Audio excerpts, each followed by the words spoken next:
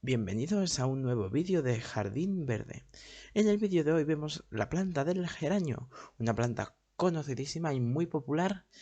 Vamos a aprender cómo cuidarla, sus posibles plagas, la ubicación, los riegos y muchas cosas más. Así que si quieres aprender todo eso, quédate que empezamos.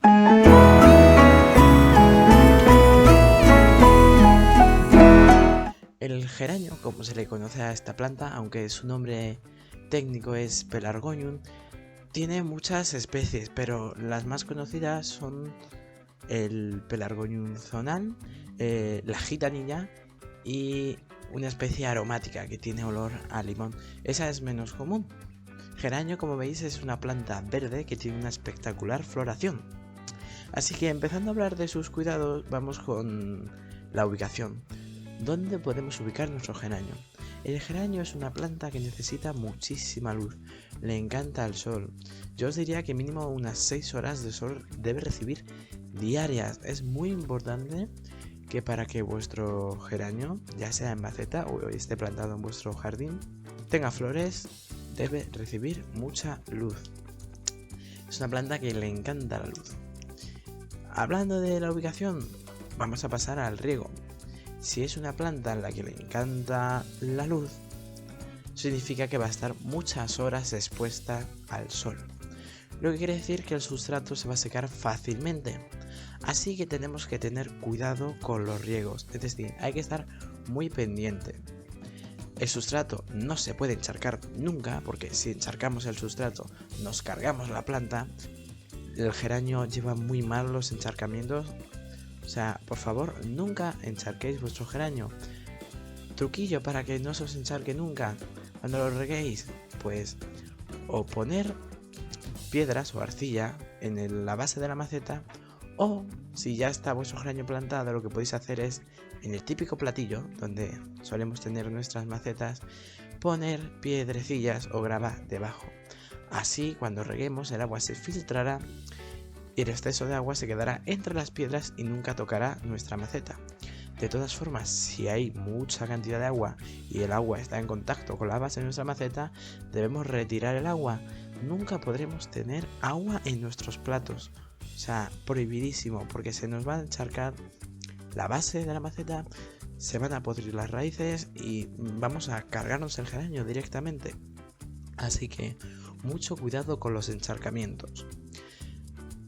¿Cada cuánto la regaría yo? Yo no os voy a dar un plazo de riego porque depende mucho de vuestra zona, de vuestra temporada, si es en invierno, si es en verano, si vivís en una zona más húmeda, más cálida y seca, depende mucho de vuestra zona. Lo que yo haría para regarla es dejar que la tierra se seque un poquito y una vez que está un poquito seca, pero un poquito solo, volvemos a regar.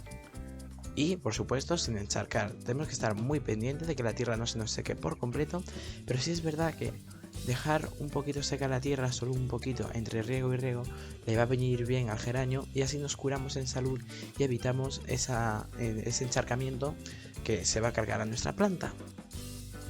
En cuanto al abono y la fertilización del geranio, en época de flor, cuando florece, que el geranio empieza a florecer a principios de primavera, finales de invierno, yo abonaría una vez al mes con humus o compost, echamos un poquito por encima y le va a sentar fenomenal. Y en fertilización mínimo cada 15 días, en época de flor y de crecimiento cada 15 días, porque la planta está floreciendo muchísimo, crece muchísimo y necesita muchos nutrientes, así que vamos a aportarle esos nutrientes.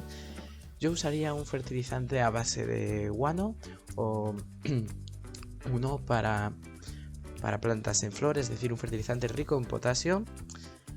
Pasemos ahora a las plagas. Puede tenernos algo de pulgón, no es muy común, algo de cochinilla, que tampoco es muy común, algunos hongos, que por cierto tenéis el fungicida de leche en el canal por si la planta os tiene algo de hongos, pero no es muy común. Yo sobre todo la polilla que más cuidado hay que tener con ella, la plaga por excelencia del geranio es la polilla del geranio. ¿Qué es la polilla del geranio? La polilla del geranio es esa mariposilla que veis en la foto, que básicamente suele ir a los tallos que están en flor, baja hacia abajo y nos deja unos huevitos. Del huevito sale una larva, un gusano, que luego se introduce en el tallo de nuestro geranio y lo necrosa totalmente, llegando a matar nuestra planta. Remedios ecológicos contra esta plaga no existen muchos.